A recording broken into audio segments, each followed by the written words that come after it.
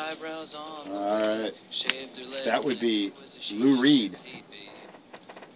Reportedly a member of the Velvet Underground, whatever that is. Maybe we'll look into that next week. I don't know. He passed away today, age 71.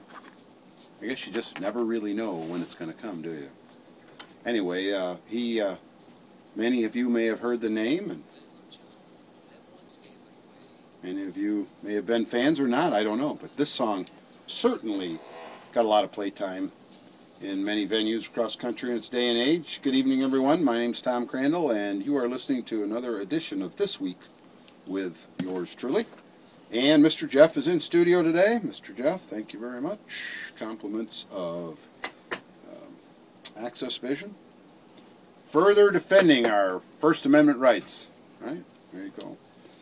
All right, you're listening to WBCK News Talk Radio, and as always, the number is 269-441-9595. Kalamazoo Way, it's 269-488-9595. Tonight, well, we're going to touch base, of course, on this week in military and somewhat non-military history, but certainly historical. We have an Econ 101, some new careers out there. We have an Econ 401, how to make money on people dying. It seems that some have perfected that. Also, new trends in taxation. That's going to be, I guess we could call it Econ 401, except it's in the negative column. It's a new way to take money, but we've talked about that. First up, this week in military history. And this is important because this theme carries through, I think, today on some of these topics. 1787, the first of the Federalist Papers, a series of essays calling for ratification of the U.S. Constitution, was published in a New York newspaper. The essays were written by Alexander Hamilton, James Madison, and John Jay, and they were later published as the Federalist Papers. Alexander Hamilton wrote the bulk of them. Madison wrote about 28 of them. John Jay wrote about 5 of them. But it's going to be interesting in the next days and weeks to perhaps get into that a little bit and how it applies to maybe some of the things that are going on today. All right, as a shout-out to my fans in Louisiana, and this date in history, October 27th, 1862. Not good news for the Confederate forces, but they were routed out of the Battle of Labadeville near Bayou Lafourche in Louisiana. And, you know, I visited the swamps down there. I would not want to have to walk through those in the garb of the day. That would have been one thing being raised there and learning how to live it, but Northern troops in the swamps of Louisiana in 1862 probably was not a lot of fun. 1873, farmer Joseph F. Glidden applied for a patent on the barbed wire. Glidden eventually received 5 patents and is generally considered the inventor of barbed wire. 1939, this is kind of, goes right to human nature. There are those who stand up against, and there are those who appease and run. King Leopold III in a broadcast, this is 1939 now. King Leopold III in broadcast to the USA, and at the time the USA was very much anti-war isolationist, declaring that Belgium is determined to defend its neutrality. It didn't work very well. Perhaps they should have voiced solidarity with those who would stand down Hitler. Perhaps they might have slowed him up. 1941, this kind of goes to where the media, mainstream media is today. Guess where it was in 1941? The Chicago Daily Tribune dismissed the possibility of war with Japan, editorializing, quote, "She cannot attack us. That is military impossibility. Even our base at Hawaii is beyond the effective striking power of her fleet," unquote. Okay, they had an opinion. 1954, President Eisenhower offered aid to South Vietnam President Diem. That's how these things start. So just change South Vietnam to other countries of today. Kind of makes you wonder if our government actually has the ability to really look out for our best interests. Sometimes I don't know. 1962, we touched on this last week, because that's when really our military chiefs were getting lowdown on the Cuban Missile Crisis, but negotiations, this is today, negotiations between the U.S. and the Soviet Union finally result in a plan to end the 2-week-old Cuban Missile Crisis. Now, this is something I'd never heard before, and I know I was paying attention to current events in 1997. The crew of the CGC Baranov confiscated 2 50-caliber sniper rifles, ammunition, and other military supplies that were allegedly to be used in an assassination attempt against Cuban President Fidel Castro. And we got a caller on line 1. We're going to go to it early. Welcome to the show. Tom. Hey, welcome to the show. What's your name? Richard. Hey, Richard, turn your radio down. New Orleans. I can't tell you how much we like to shout out to New Orleans. Well, it's not Bayou La Fourche, it's Bayou La Fouche. Oh, you don't pronounce the R. Like a whipping there, but just wanted to give you a shout out. And how about those Lions today? Well, I guess they pulled one out, didn't they? Yeah, the Saints did equally as well. Well, Richard, I appreciate you listening and tuning in. And say hello to everyone for us. Yeah, I shall do, and ditto. But we're listening. All right, Bayou La Fouche. Thanks, Richard, for calling. Bayou La Fouche. We've been corrected. I know Labadyville was right because I knew a guy whose last name was Labadie. I think it was Dick Labadie. Dickie Labadie, maybe. Maybe Richard, you can call back. I think it was Dickie Labadie. Anyway, there was an assassination attempt on Castro in 1997. Or there was one underway, and they actually caught the guys. And it turns out he was going to be going to a Venezuelan gig on an island. And somebody thought they were going to get a shot off at him. Now, very much back to like 1954 when Eisenhower offered aid to South Vietnam. 1999, the Clinton administration authorized the first direct military training for opponents of Iraqi President Saddam Hussein. We have to be very judicious with how we choose, how we get involved. History is rife with opportunities to give money and support. And, we're faced with opportunities today. Syria and Egypt, even Libya.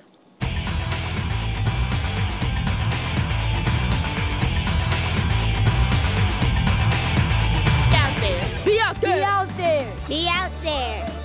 Time was, kids did what came naturally. Spending free time running barefoot through the grass, wading knee-deep in streams, climbing to the tallest branch. But today, American kids are more likely found texting, watching TV, or gazing at a computer screen. They spend more than 7 hours in front of electronic media. Something essential has been lost: childhood's connection to the natural world. That's why National Wildlife Federation created the Be Out There movement. Kids move indoors causes a host of problems, from obesity to ADHD. But outdoor play can go a long way to improving kids' health, body, mind, and spirit. It helps them stay fit, enhances creativity and attention spans, and could even make them better students. Do your part. Be a part of Be Out There. There's a reason why they call it the great outdoors. Learn more at beoutthere.org. Be out there!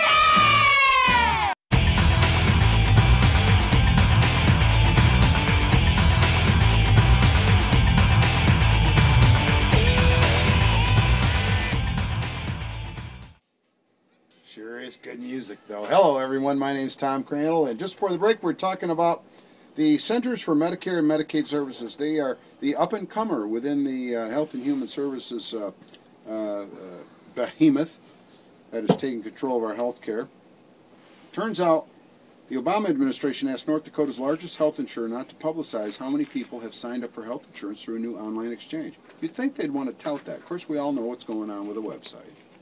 It was during a forum last Monday, and it was being held in Fargo for people interested in signing up for coverage. Now, the Blue Cross Blue Shield rep told his crowd that he'd received this request. And even though they'd received a request not to divulge the information, a spokeswoman for Blue Cross Blue Shield says 14 North Dakotans have signed up for coverage since the federal exchange went live October 1. Now, that brings the total statewide enrollment to 20. Wow. The spokesman said that they normally don't give out these numbers, but this is a unique situation.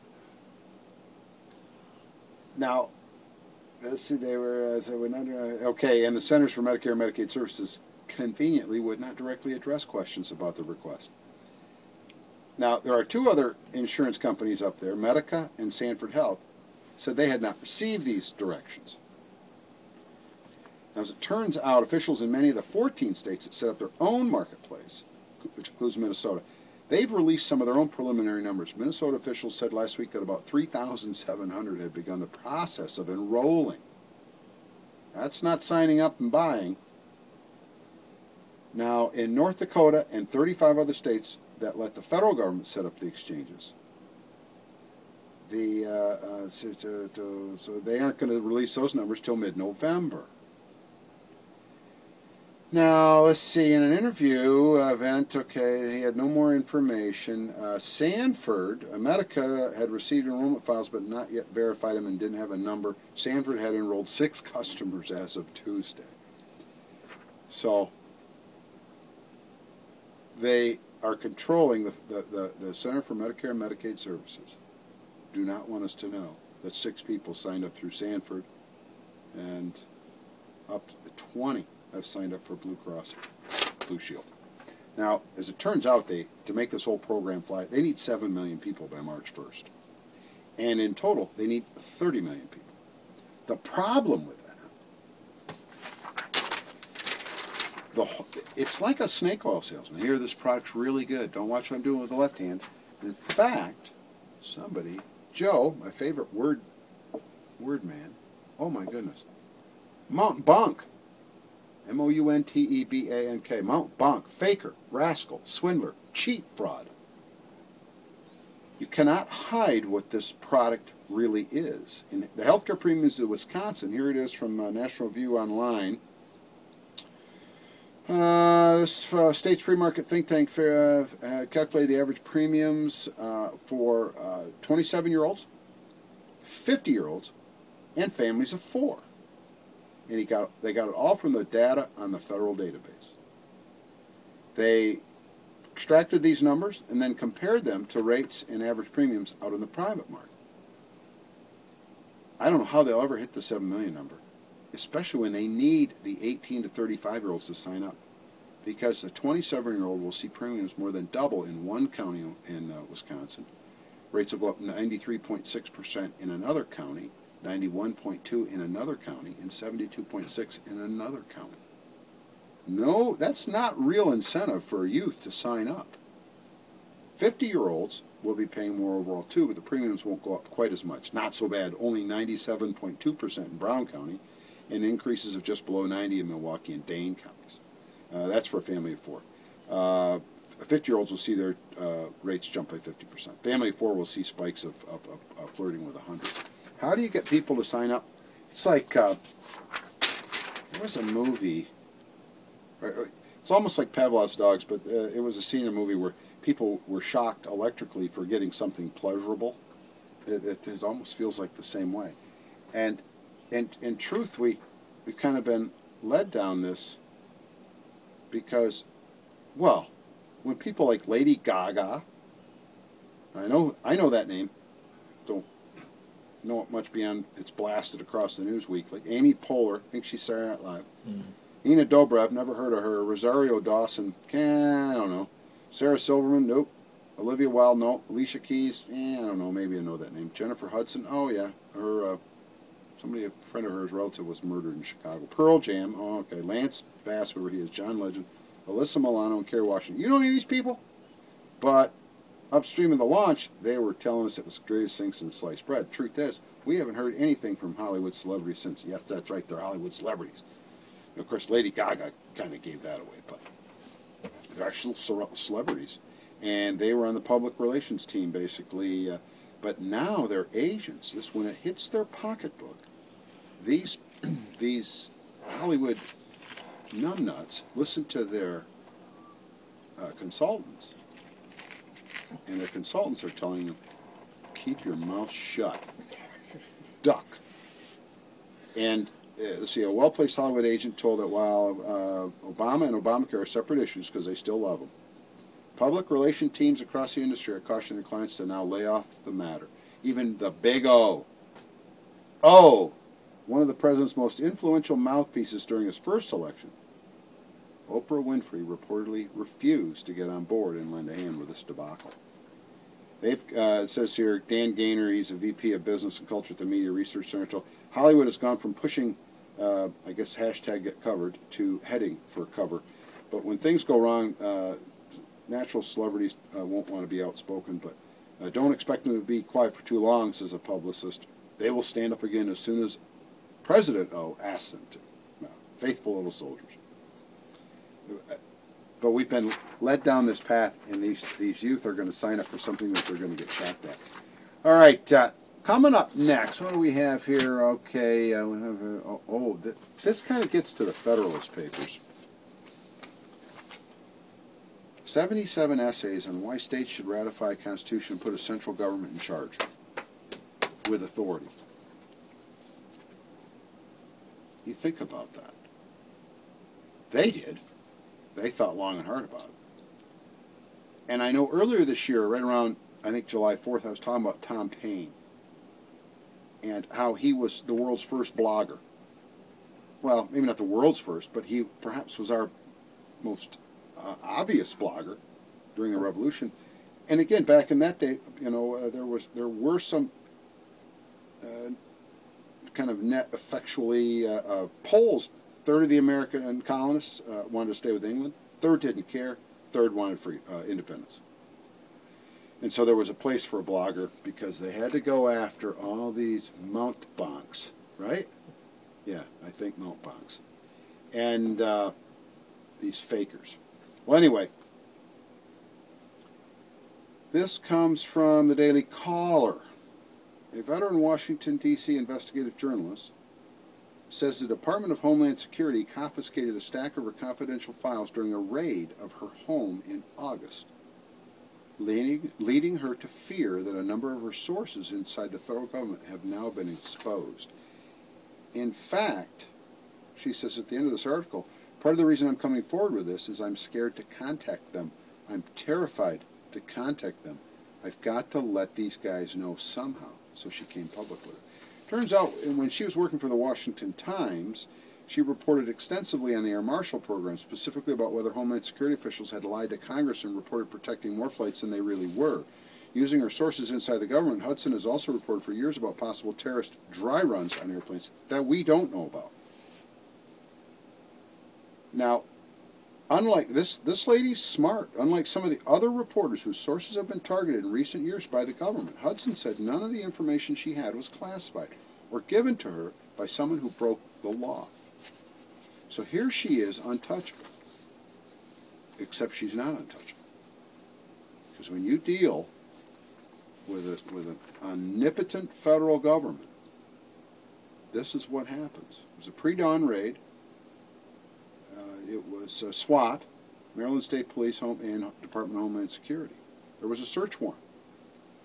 And it allowed the law enforcement to search for firearms inside her home. They actually unwittingly, with no ill will or no devious or sinister plans, her husband had they live on the bay, and it was, I think, July 4th, they fired some guns, and somebody called the cops. The cops came. They had guns. At one time, he'd been, the husband was found guilty in 1986 to resisting arrest in Prince George's County. Now, the warrant called for police to search the residence they share and seize all weapons and ammo because he is prohibited under the law from possessing firearms. Must have been from the resisting arrest. That was in 86. How far back did they have to go? But that's just, they did go back that far. And they went in, the search warrant mentioned nothing but searching for firearms and ammunition. But without her knowledge, the agents also confiscated a batch of documents that contained information about sources inside the Department of Homeland Security and the Transportation Security Administration. Now, as it turns out, she said no subpoena for the notes was presented. The confiscation was outside the search warrant's parameters. They took her notes without her knowledge, without legal authority to do so. She even had a photograph after they returned her documents. And it gets, I'm going to get into the weeds on this because this is how it's happening. It's really, it's kind of morphing into this. But she had a stack of file folders in a bag marked evidence and property. Of course, the Maryland State Police declined to address, it's an ongoing criminal blah, blah, blah. They showed up in full body armor, at least 7 officers.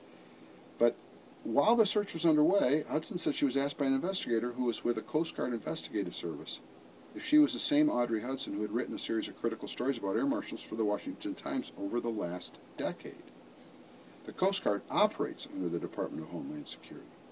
The investigator identified himself as Miguel Bosch, and he identified himself as a former air marshal. It was a month later, Hudson was informed by Bosch that 5 files, including her handwritten type notes from interviews with numerous confidential sources and other documents, had been taken during the raid.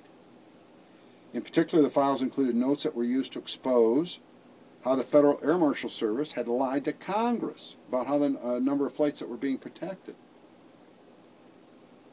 She said she just about had a heart attack. She asked him why they took the files. He responded they needed to run them by TSA to make sure it was legitimate for her to have them. And she remarked, legitimate for me to have my own notes? Asked how many sources she thinks may have been exposed, Hudson said a lot, more than one. There were a lot of names in those files. Now, Bosch, the data caller actually reached him on his phone. And he says, before I talk to you, I'm probably going to have to run this by our legal department. Because he doesn't want to get fired like that caller over in the call center there. Now, the mouthpiece for the Coast Guard said in a statement that Coast Guard was asked to participate because the search involved a Coast Guard employee. Her husband was an ordnance tech for the Coast Guard in Baltimore. Diaz, the mouthpiece, explained that the files were taken because they found official government papers which Hudson had obtained through FOIA Act, Freedom of Information. And they go on to say, during the course of search, the CGIS agent discovered government documents labeled for official use only. The files that contained these documents were cataloged, okay. They were reviewed with the source agency and determined to be obtained properly through FOIA. But they didn't need to keep the documents. They just needed to look at them for a little while. And it worked. And apparently, Hudson said she and her husband knew something was up in February when the Bureau of Alcohol, Tobacco, and Firearms and Explosives wanted to talk about a purchase Flanagan made about 5 years ago. It was a potato gun. The court documents note that ATF investigators asked Flanagan if he obtained, quote, possible machine gun parts from a Swedish national, unquote. Flanagan responded that he once purchased a potato gun, but threw it away because it didn't work. So, I wonder, we know what's happening with confidential sources these days. I wonder if any of these sources that are getting turned by her raid will lose their job. Do you wonder? I don't know. But I'm sure we'll never find out about it. Maybe we will. But I think the Federalist papers, the writers, Hamilton, Madison, and Jay, might think twice about what's going on today. It's exactly what they feared. We're going to be right back. Stay tuned.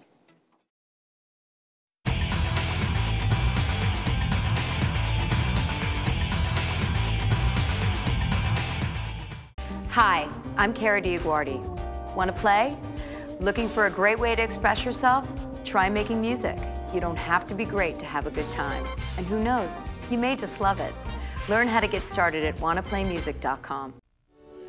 We are this close. We're this close. To direkt modus. This close to making history. Often wanting. We are this close. We are this We're close. this close. This close to changing the world. We are this close to making sure no child suffers a crippling disease Ever again. We are this close to making history. We are this close to ending polio. Because we are this close to ending polio. We are this close to ending polio. We are this close to changing the world. This close. All we need is you. Is you. It's you. Is you. We are this close. This close. Be a part of history at rotary.org/endpolio.